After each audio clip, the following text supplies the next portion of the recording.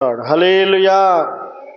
దేవుడు తన కృపలో గడిచినటువంటి దినమంతట్లో తోడుండి బలపరిచి మనకిచ్చినటువంటి శ్రేష్ఠ సమయాన్ని బట్టి దేవునికి మహిమ కలుగును గాక. హల్లెలూయా. కొద్ది నిమిషాలు దేవుని యొక్క మాటల్ని పరిశుద్ధ గ్రంథంలో నుండి కీర్తనల భాగము 62వ కీర్తన 8వ వచనాన్ని చదువుకుందాం. కీర్తనలు 62 8వ వచనం.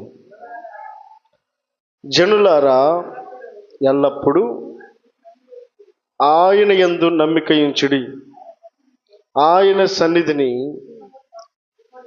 మీ హృదయములను కుమ్మరించుడి. దేవుడు మనకు ఆశ్రయము. చాలండి. దేవుని వాక్యం సెలవిస్తూ ఉంది. భక్తుడైనటువంటి దావీదు ఎరిగినటువంటి ఒక విషయాన్ని జ్ఞాపకం చేస్తూ ఉన్నాడు. దేవుడే మనకు ఆశ్రయము అని అంటూ ఉన్నాడు. రాత్రి వేళ మనం జ్ఞాపకం చేసుకోవాల్సినటువంటి మాట, జనులారా ఎల్లప్పుడూ ఆయన యందు నమ్మిక ఉంచుడి, ఆయన సన్నిధిని మీ హృదయములను కృమ్మరించుడి. ఎల్లప్పుడూ, ఒకరోజు కాదు, 2 రోజులు కాదు, శనివారం కాదు, ఆదివారం మాత్రమే కాదు, ప్రేయర్ పెట్టినప్పుడు మాత్రమే కాదు, జనులారా ఎల్లప్పుడూ మీ హృదయములను కృమ్మరించుడి అని అంటా ఉన్నాడు.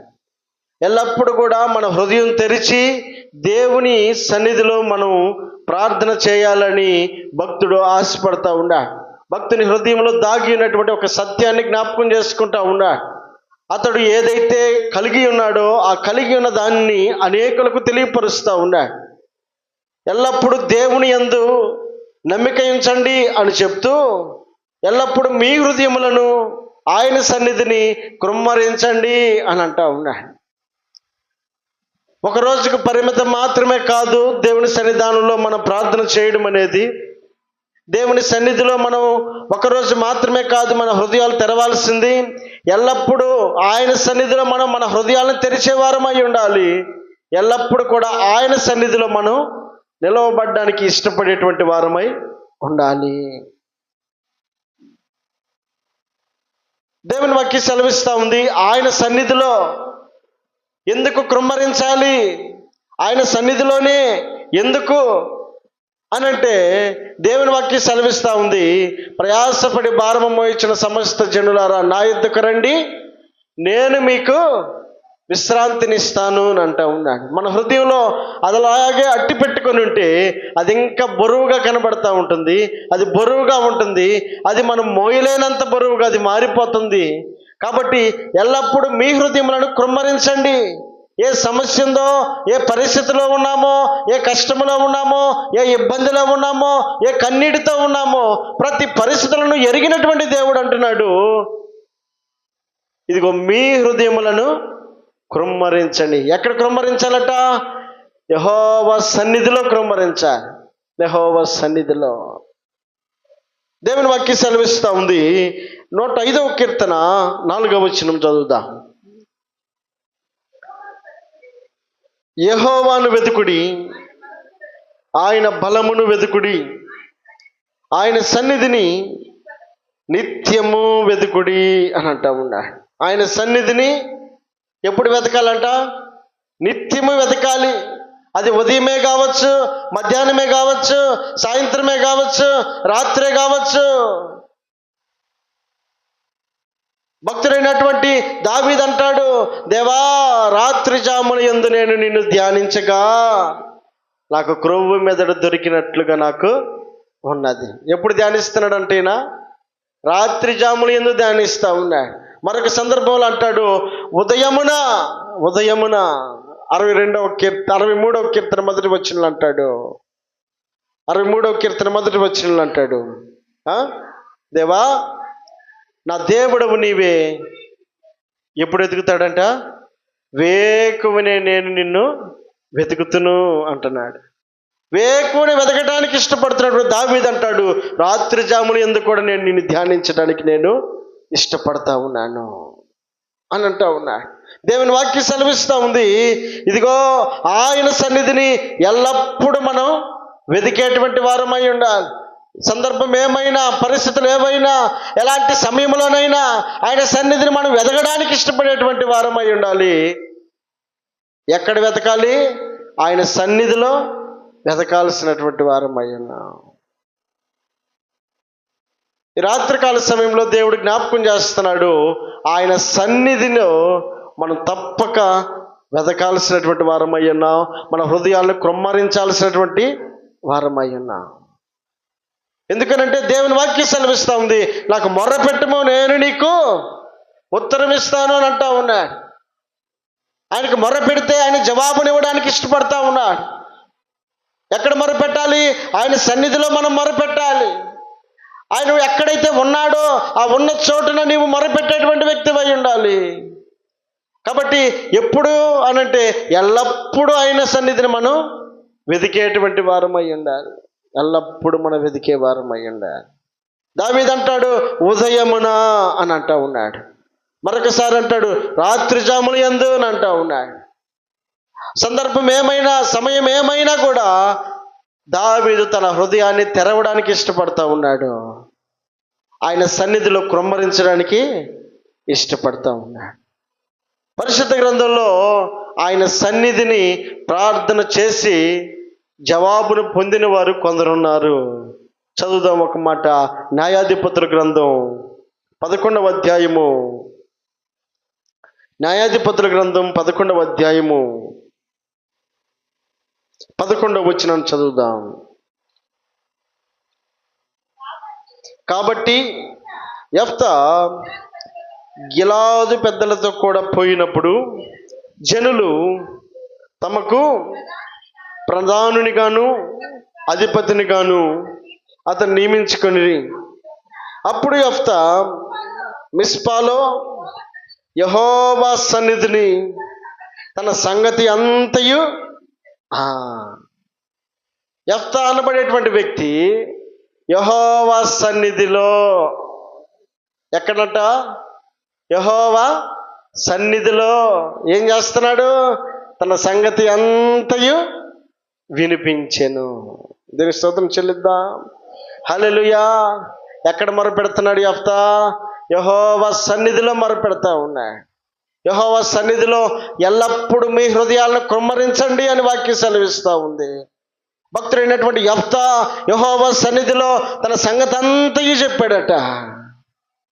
సంగతి అంతయు దాచిపెట్టుకుని చెప్పిన మాటలు కావు. అదే మనం ఒక మనిషితో చెప్పాలనుకో, లోపల ఒకటి పెట్టుకుంటాం, బయటికి మరొకటి చెప్తా ఉంటాం. కానీ దేవునితో అలా చెప్తే కుదరదు. ఒకవేళ మనిషితోటి ఒకవేళ అలాంటి మాటలు చెప్తే అవతల వ్యక్తి నమ్మచ్చేమో, కానీ దేవుడు సమస్తమును పరిశీలించే దేవుడై ఉన్నాడు. కాబట్టి ఆయన దగ్గర దాచి మనం ఏ మేలు కూడా పొందలేము. ఎరిగినటువంటి యెఫ్తా అంటాడు, యెహోవా సన్నిధిని తన సంగతి అంతయు చెప్పాను. అంతా చెప్పాడట, ఏది మిగిల్చుకోలేదు. నమ్మదగినటువంటి దేవుణ్ణి ఎరిగినటువంటి యెఫ్తా ఇదిగో సమస్తమును యెఫ్తా దేవుని సన్నిధిలో దేవునికి మొరపెడతా ఉన్నాడు. దేవునికి ప్రార్థన చేస్తూ ఉన్నాడు. జరిగిన సంగతి అంతా చెప్తున్నాడు. ఏం జరిగింది, ఆ సంగతులు ఏంటి అనంటే, యెఫ్తా జీవితంలో కష్టం వచ్చింది, కన్నీరు వచ్చింది, బాధ వచ్చింది, కృంగిపోయే పరిస్థితులు వచ్చాయి. మొదటి వచనంలో చదువుదాం. గిలాదు వాడైన యెఫ్తా పరాక్రమం గల బలాఢ్యుడు, అతడు వేశ్య కుమారుడు. గిలాదు యెఫ్తాను కనెను. గిలాదు భార్య అతనికి కుమారులను కనగా వారు పెద్దవారై యెఫ్తాతో, నీవు అన్య స్త్రీకి పుట్టినవాడవు గనుక మన తండ్రి ఇంట నీకు స్వాస్థ్యము లేదు అనిరి. యెఫ్తా తన సహోదరుల యొద్ద నుండి పారిపోయి టోబు దేశమున నివసింపగా. చాలండి. ఏం చేస్తున్నాడు యెఫ్తా? యెఫ్తా అనబడేటువంటి వ్యక్తి గిలాదు అనబడేటువంటి వ్యక్తికి పుట్టినటువంటి వాడై ఉన్నాడు. తండ్రి ఒక్కడే, కానీ ఆ గిలాదు అనబడేటువంటి వ్యక్తి ఇద్దరు స్త్రీలను కలిగి ఉన్నాడు. ఒక ఆమెనేమో చేసుకున్నాడు, మరొక ఆమెనేమో ఉంచుకున్నాడు. ఉంచుకున్నటువంటి ఆ తల్లేమో చనిపోయింది. మిగిలినటువంటి యెఫ్తా ఎరిగినటువంటి ఆలోచన ఏమిటంటే, ఇదిగో నా తండ్రి సంతతి వారైన కొందరున్నారు అని ఎరిగి వారు వీరు చెప్పిన మాటలు వినినటువంటి యెఫ్తా వారి అన్నదమ్ములైనటువంటి వారి దగ్గరికి వెళ్ళి సహాయం కోసం వెళ్ళాడు. వారితో కలిసి నివసించడానికి ఇష్టపడ్డాడు. ఇదిగో వారి దగ్గర నుండి ఏదైనా దొరుకుతుందేమని ఆశపడి వెళ్ళాడు.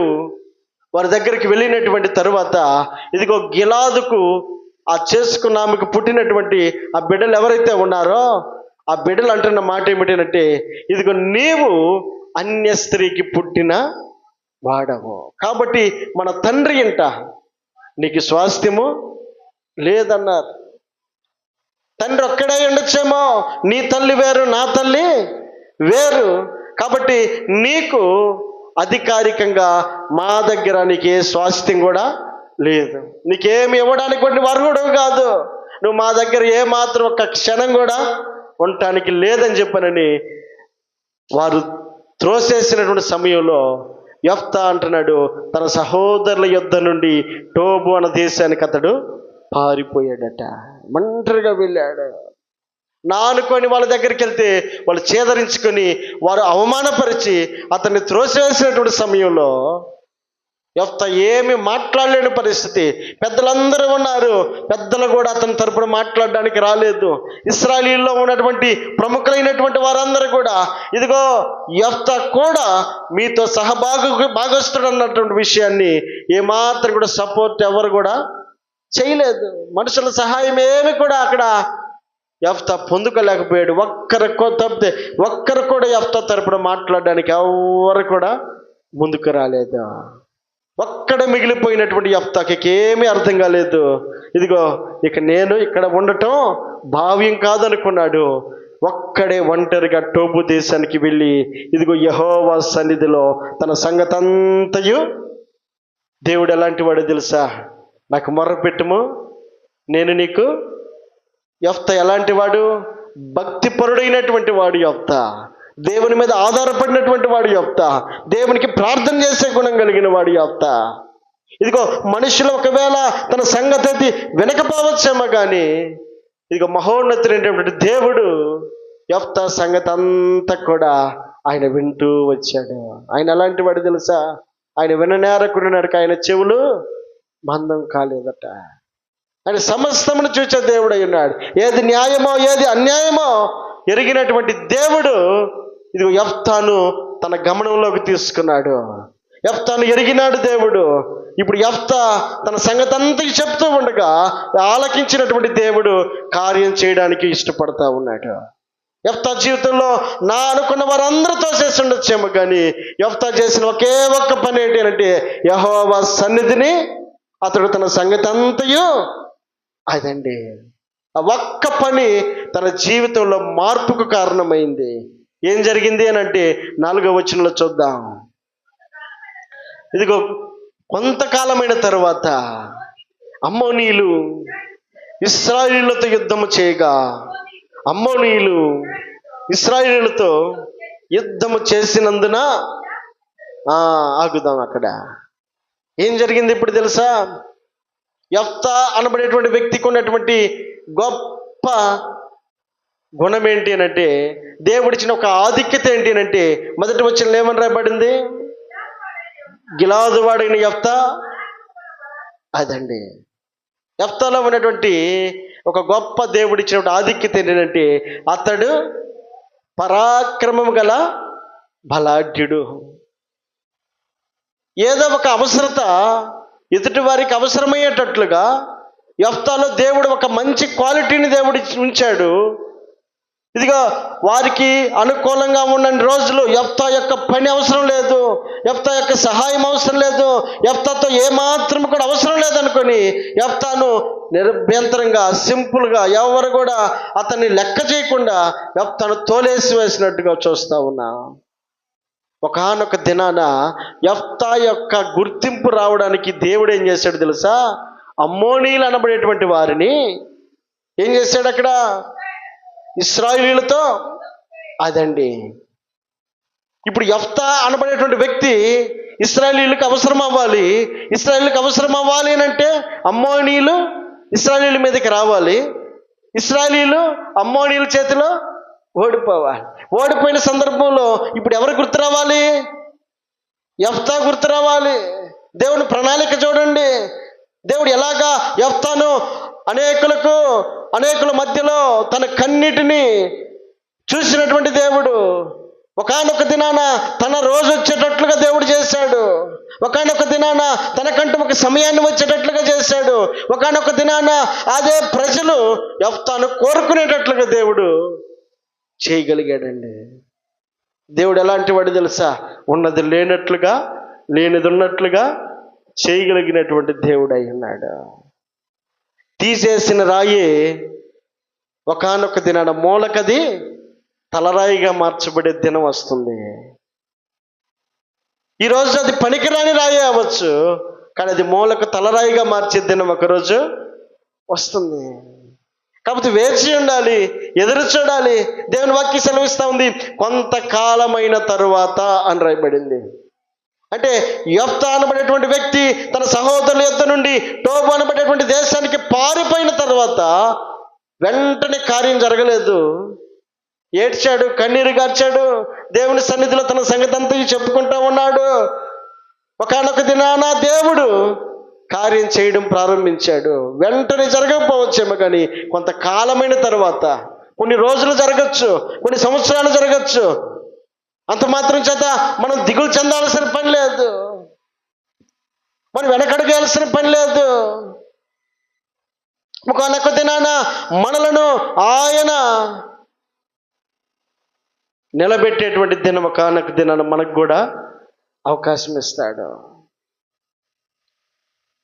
ఈ వ్యక్తి, ఈ యెఫ్తా అనబడేటువంటి వ్యక్తి పారిపోయి టోబు దేశంలో ఉంటే, ఇప్పుడు అమ్మోనీయులు వచ్చి ఇశ్రాయేలీయుల మీద యుద్ధం చేస్తూ ఉంటే యుద్ధంలో గెలవలేకపోతున్నామన్నటువంటి విషయాన్ని ఎరిగినటువంటి పెద్దలు ఒకప్పుడు యెఫ్తా పక్షాన నిలబడి మాట్లాడకుండా మౌనంగా ఉన్న ఈ పెద్దలే ఇప్పుడు ఏం చేస్తున్నారో తెలుసా?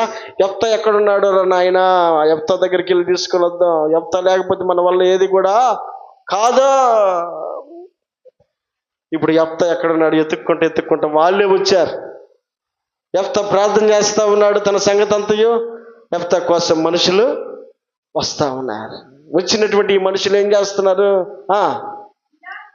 గిలాదు పెద్దలు టోబు దేశం నుండి యెఫ్తాను రప్పించుటకు పోయి, నీవు వచ్చి ఒకప్పుడు తోసేసినప్పుడు ఈ మనుషులు అంటారు, ఇదిగో యెఫ్తా, నీవు మాకు అధిపతిగా ఉండు, మా మీద పెత్తనం చేయి,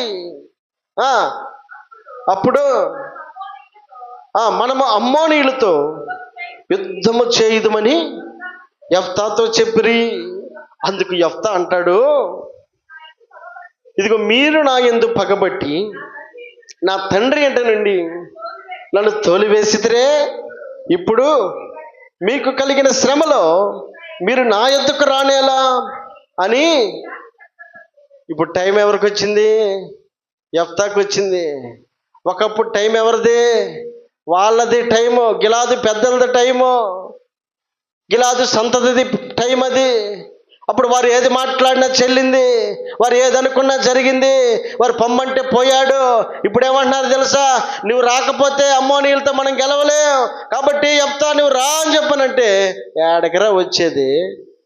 ఒకప్పుడు మీరేమన్నారు? నన్ను, మీరే కదా నన్ను తోసేసింది, మీరే కదా నన్ను బయటికి గెంటేసింది, ఇప్పుడు నా దగ్గరికి ఎలా మీరు రాగలిగారు? ఇప్పుడు టైం వచ్చిన తర్వాత ఇప్పుడు యెఫ్తా బెట్టు చేస్తున్నాడు. అలాగని వెళ్ళకుండా ఏం లేడు. వారు ఏదైతే కోరారో ఆ కోరినటువంటి దానికి తగినట్లుగా యెఫ్తా వారితో పాటు గౌరవంగా వెళ్ళడానికి దేవుడు అవకాశం ఇచ్చాడు. దేవుని స్తోత్రం చెల్లిద్దాం. హల్లెలూయా, హల్లెలూయా. ఆ యెఫ్తా వారితో వెళ్ళినటువంటి తరువాత దేవుడు యెఫ్తా ద్వారా జరిగించినటువంటి కార్యం ఏంటి అంటే 33వ వచనంలో, అనగా అరోయేరు మొదలుకొని మిన్నూతుకు వచ్చే వరకు అబెల్కే రామీమి వరకు 20 పట్టణముల వారిని నిశ్శేషముగా హతము చేసెను. అట్లు అమ్మోనీయులు ఇశ్రాయేలీయుల ఎదుట నిలువలేక అణిచివేయబడిరి. దేవుని స్తోత్రం చెల్లిద్దాం. హల్లెలూయా. ఈ పనికి రానటువంటి యెఫ్తాని, త్రోసివేయబడినటువంటి యెఫ్తాని ఏ ప్రజలైతే తృణీకరించారో అదే ప్రజలు మరలా గౌరవంగా తీసుకెళ్లారు. కారణం ఏంటంటే, యెఫ్తా నీవు మా పక్కనుంటే మాకు విజయం కలుగుతుందనేటువంటి ఆశ వారిలో ఉన్నందున వారు యెఫ్తాని వెంట పెట్టుకుని వెళ్ళారు. వెంట పెట్టుకుని వెళ్ళినటువంటి యెఫ్తా వెళ్ళిన తర్వాత ఏం జరిగింది? 20 పట్టణముల వారందరినీ కూడా హతము చేసి నిశ్శేషముగా, ఇక ఎవరు బొత్తిగా లేకుండా వారందరినీ కూడా హతము చేసి అమ్మోనీయుల మీద ఈ యెఫ్తా విజయాన్ని పొందుకోగలిగాడు. దేవుని స్తోత్రం చెల్లిద్దాం. హల్లెలూయా, హల్లెలూయా. కాబట్టి దేవుని వాక్యం సెలవిస్తూ ఉంది, ఇదిగో యెఫ్తా అనబడేటువంటి వ్యక్తి యెహోవా సన్నిధిని తన సంగతి అంతయు అదండి.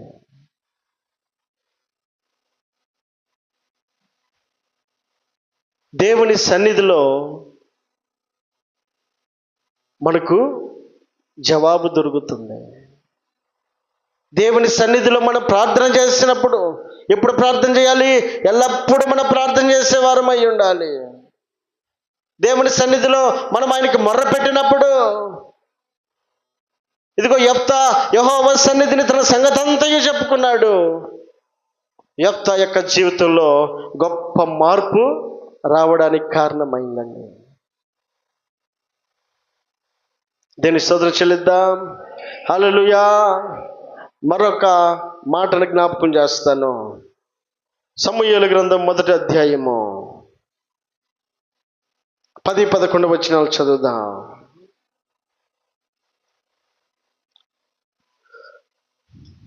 మొదటి సమూయేలు గ్రంథం 1వ అధ్యాయము 10-11 వచనాలు. బహు దుఃఖాకాంతురాలై వచ్చి యెహోవా సన్నిధిని ప్రార్థన చేయుచు బహుగా ఏడ్చుచు, సైన్యములకు అధిపతి వగు యెహోవా, నీ సేవకురాలైన నాకు కలిగిన శ్రమను చూచి నీ సేవకురాలైన నన్ను మరువక జ్ఞాపకము చేసుకొని నీ సేవకురాలైన నాకు మగ పిల్లను దయచేసిన ఎడల వాని తల మీదకి క్షవరపు కత్తి ఎన్నటికీ రానీక, వాడు బ్రతుకు దినములన్నిటను నేను వానిని యెహోవాకు నీకు అప్పగింతునని మొక్కుబడి చేసుకొనెను. చాలండి. ఎక్కడుంది ఇప్పుడు ఈ హన్నా అనబడేటువంటి వ్యక్తి అనంటే, తన జీవితంలో కూడా కఠినమైనటువంటి పరిస్థితి. యెహోవా సన్నిధిలో ఆమె కన్నీటికి కారణమైంది. కన్నీరు కారుస్తూ ఉంది, ఏడుస్తూ ఉంది. షిలోహు మందిరంలో ఏటేట దేవునికి మనవి చేసుకుంటూ ఉంది. ఒకానొక దినానికి తట్టుకోలేక ఇక ఆమె మందిరంలోనే నివసిస్తూ ఉంది. అక్కడే దేవుని సన్నిధిలో దేవునికి మొర్ర పెట్టుకుంటూ ఆయనకు ఆమె ఏం చేస్తుంది? ఒప్పందం చేసుకుంటా ఉంది. దేవునికి ప్రార్థన చేస్తూ ఉంది. ఎక్కడ ప్రార్థన చేస్తుంది? యెహోవా సన్నిధిలో ఆమె ప్రార్థన చేస్తూ ఉంది. తన జీవితంలో కలిగినటువంటి ఆ కష్టానికి, తన జీవితంలో కలిగినటువంటి కన్నీటికి, తన జీవితంలో కలిగినటువంటి అవమానానికి, తన జీవితంలో కలిగినటువంటి ఆ లోటుకి కారణమైనటువంటి పరిస్థితులను జ్ఞాపకం చేసుకుని, ఇదిగో దేవా, నీవు నాకున్నటువంటి సమస్య నుండి విడుదల కలుగు చేయమని చెప్పానని ఆమె కన్నీటి పర్యంతమై ఏడుస్తూ ఉండగా,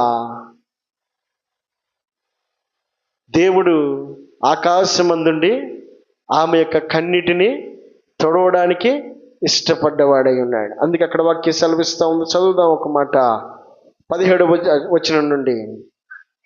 అంతట ఏలి, నీవు క్షేమముగా వెళ్ళుము, ఇశ్రాయేలీయుల దేవునితో నీవు చేసుకుని మనవిని ఆయన దయచేయునుగాక అనెను. 22వ వచనం.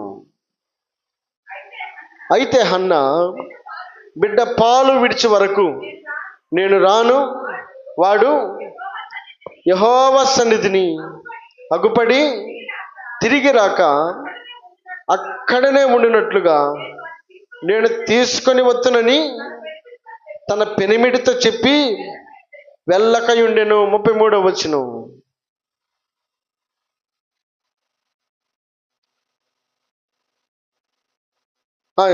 ఓకే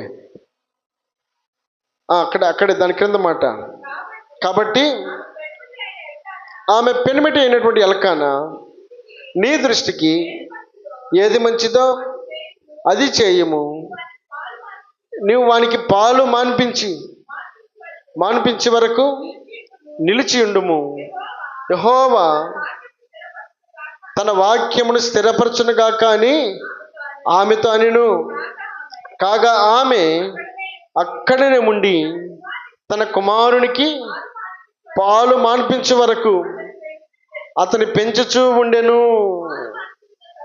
ఆ పాలు మాన్పించిన తరువాత అతడు ఇంకా చిన్నవాడై ఉండగా ఆమె ఆ బాలుని ఎత్తుకొని 3 కోడెలను, తూమెడు పిండిని, ద్రాక్షరసపు తిత్తిని తీసుకొని షిలోహులోని మందిరమునకు వచ్చెను. వారు ఒక కోడెను వధించి పిల్లవానిని ఏలీ యొద్దకు తీసుకొని వచ్చినప్పుడు ఆమె అతనితో ఇట్లనెను, నా ఏలిన వాని ప్రాణము తోడు నీ యొద్ద నిలిచి యెహోవాను ప్రార్థన చేసిన స్త్రీని నేనే. ఈ బిడ్డను దయచేయమని యెహోవాతో నేను చేసిన మనవిని ఆయన నాకు అనుగ్రహించెను. కాబట్టి నేను ఆ బిడ్డను యెహోవాకు ప్రతిష్ఠించుచున్నాను. తాను బ్రతుకు దినములన్నిటను వాడు యెహోవాకు ప్రతిష్ఠితుడని చెప్పెను. అప్పుడు వాడు యెహోవాకు అదండి.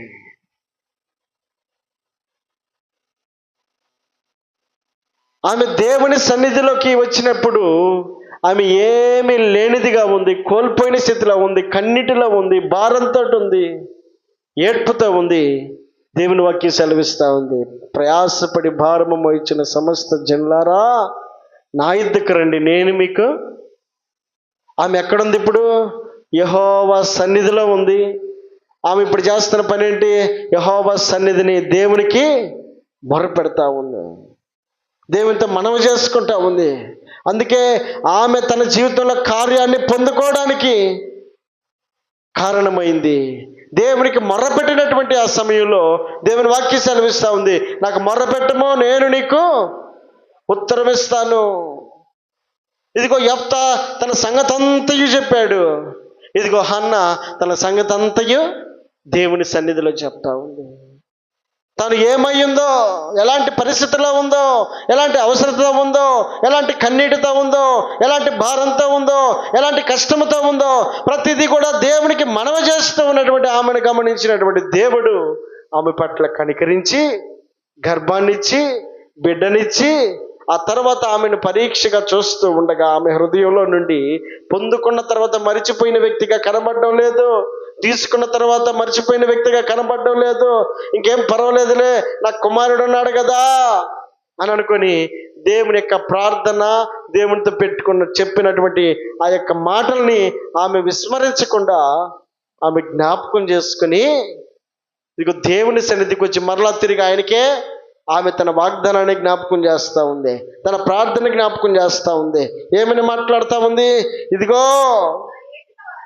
నా ఏలినవాడా, నా ఏలినవాని ప్రాణముతోడు నీ యొద్ద నిలిచి, ఇదిగో ఒకప్పుడు నేను యెహోవాకు ప్రార్థన చేసినే, ఆ స్త్రీని నేనే. ఈ బిడ్డను దయచేయమని యెహోవాతో నేను చేసిన మనవిని అదండి. ఇదిగో నేను ప్రార్థన చేశాను, ఇదిగో దేవుడు నా కార్యాన్ని సఫలపరిచాడు. ఇదిగో నీవిచ్చినటువంటి ఈ బహుమానమే ఈ బిడ్డ అని చెప్పానని దేవుని సన్నిధిలో మరలా తిరిగి ఎక్కడైతే వాగ్దానము, ఎక్కడైతే ఆమె ప్రార్థన చేసిందో, ఎక్కడైతే ఆమె దేవునితో ఒక ఒప్పందాన్ని చేసుకుందో అదే స్థలానికి మరలా తిరిగి వచ్చి, ఇదిగో ఒకప్పుడు కన్నీరు కార్చానే, ఒకప్పుడు అవసరమని అడిగానే, ఒకప్పుడు ఏడ్చానే, నా ఏలినవాడా, ఇదిగో నాడు ప్రార్థన చేసిన వ్యక్తిని నేనే, కాబట్టి ఈ బిడ్డను నీకు నేను ప్రతిష్ఠించుచున్నాను. దీనికి మహిమ చెల్లిద్దాం. హల్లెలూయా, హల్లెలూయా. ఈ రాత్రికాల సమయంలో నీ జీవితంలో కఠినమైనటువంటి పరిస్థితులు ఒకవేళ ఉంటే దేవునితో ఒక ఒప్పందాన్ని మనం కలిగి ఉండాలి, దేవునితో ఒక ఒడంబడికను కలిగి ఉండాలి, దేవునితో ఒక నిర్ణయాన్ని కలిగి ఉండాలి, దేవునితో ఒక సహవాసాన్ని కలిగి ఉండాలి. దేవా, నా జీవితంలో ఈ కార్యాన్ని చేస్తే దేవా నేను నీ కొరకు ఈ విధంగా ఉపయోగపడతానన్న ఒక తీర్మానం నీ జీవితంలో ఉండగలిగితే దేవుడు తన కార్యమును చేయడానికి ఇష్టపడతాం. తీర్మానం అనేది దేవుడు చూస్తూ ఉన్నాడు. ఆ తీర్మానమే నీ జీవితానికి గొప్ప ఆశీర్వాదకరంగా మార్చడానికి ఆయన ఇష్టపడతా ఉన్నాడు. దేవునికి మహిమ కలుగును గాక. హల్లెలూయా. ఈ రాత్రికాల సమయంలో దేవుని వాక్యం సెలవిస్తూ ఉంది. 62వ కీర్తన 8వ వచనంలో, జనులారా ఎల్లప్పుడూ ఆయన యందు నమ్మిక ఉంచుడి, ఆయన సన్నిధిని మీ హృదయములను కృమ్మరించుడి. దేవుడే మనకు అదండి. ఎవరు మనకు ఆశ్రయం? దేవుడే మనకు ఆశ్రయమై ఉన్నప్పుడు మన హృదయాన్ని ఎక్కడ కృమ్మరించాలి? మన సమస్యను ఎవరితో చెప్పుకోవాలి? మన కష్టాన్ని ఎవరితో చెప్పుకోవాలి? మన ఇబ్బందులను ఎవరితో చెప్పుకోవాలి? మనకున్న పరిస్థితులను ఎవరితో చెప్పుకోవాలి? ఇదిగో మనుషులు కొన్ని మాటలు వినగలుగుతారు. ఇదిగో జరిగిన సంగతి అంతయు మిస్పాలో యెహోవా సన్నిధిలో యెఫ్తా దేవునికి తెలియచెప్పాడు. మొత్తము విన్నాడు. వినిన తర్వాత యెఫ్తా దగ్గరికి ఎవరైతే యెఫ్తాను తృణీకరించారో వారే వచ్చి బతిమాలుతా ఉన్నాడు. యెఫ్తా, నువ్వు మాతో వస్తే తప్పితే మాకు విజయం లేదయ్యా, నువ్వు మాతో ఉండు. ఇప్పుడు యెఫ్తా అంటాడు, ఒకప్పుడు మీరు అలా అంటారే ఇలా అంటారే. గుర్తు చేశాడంతే. అలాగని యెఫ్తా వారితో పోకుండా ఉండలేదు. వారు అన్న మాటలు గుర్తు చేసి మరలా తిరిగి వారితో వెళ్ళి వారి కొరకు గొప్ప విజయాన్ని చేకూర్చిన వాడై ఉన్నాడు. దేవునికి మహిమ కలుగును గాక. హల్లెలూయా. మన హృదయాలను ఎల్లప్పుడూ యెహోవా సన్నిధిని కృమ్మరించేటువంటి వారమై ఉండాలి. ఎందుకు ఆయన సన్నిధిలో కృమ్మరించాలి అంటే ఆయనే మనకు ఆశ్రయమై ఉన్నాడు, ఆయనే మనం నమ్ముకున్న తగిన సహాయకుడై ఉన్నాడు. కనుక మనం ఆయన సన్నిధిలో మనం ప్రార్థించగలిగినప్పుడు ఆయన మన మనవని ఆలకించడానికి ఆయన ఇష్టపడతా ఉన్నాడు. యెఫ్తా జీవితంలో కొంతకాలమైన తర్వాత, ఇదిగో హన్నా జీవితంలో కొన్ని రోజులైన తర్వాత, ఆ గ్యాప్లో, ఆ సమయంలో, కొన్ని రోజులైన తర్వాత మనం ఏ ప్రార్థన అయితే చేశామో ఆ ప్రార్థనకు కట్టుబడి ఉన్నామో లేమో అన్నటువంటి విషయాన్ని కూడా దేవుడు గమనిస్తూ ఉంటాడు. ఏదో కష్టం వచ్చినప్పుడు ఏడ్చి కన్నీరు గార్చి ఆ దేవుడు ఇంకా తీర్చలేదు కదా, దేవుడు ఇంకా చేయలేదు కదా. యెఫ్తా జీవితంలో వెంటనే జరిగిందా? కొంతకాలమైన తర్వాత దేవుడు మర్చిపోలేదు. ఆయన మనల్ని మర్చిపోయే దేవుడు ఎన్నటికీ కాదు. ఆయన నిన్ను విడువడు, ఎడబాయుడు. ఆయన మర్చిపోకుండా మనలో నిత్యము గమనించేటువంటి దేవుడు అయి ఉన్నాడు. కాకపోతే ఆ కొంతకాలంలోనే ఒకవేళ మనం భక్తిని మనం చల్లార్చుకున్న వారమైతే, మన ప్రార్థన మనం చల్లార్చుకున్న వారమైతే, ఇదిగో పొందాల్సిన ఆశీర్వాదాలను మనం చేతులా పోగొట్టుకున్న వారం అయ్యేద్దాం.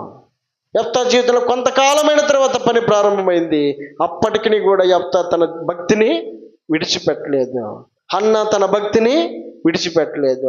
కనుక ఈ రాత్రికాల సమయంలో నీ జీవితంలో నువ్వు నమ్మగలిగితే నమ్మదగిన దేవుని యొక్క సహాయమును దేవుడు నీకు అందించడానికి ఆయన ఇష్టపడతా ఉన్నా. ప్రార్థన చేసుకుందాం, తలలు వంచుదాం.